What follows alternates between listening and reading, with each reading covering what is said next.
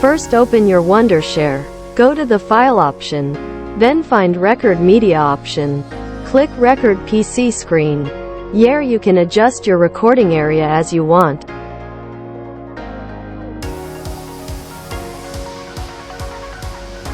Here you can switch off your PC mic or laptop mic. Then press red record button. Press F9 to stop recording.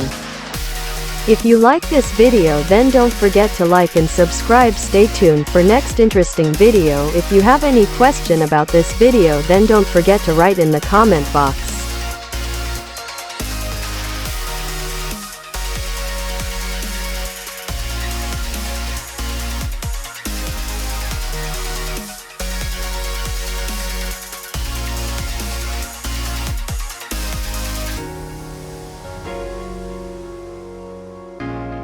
If you want to save this video format, then export this video.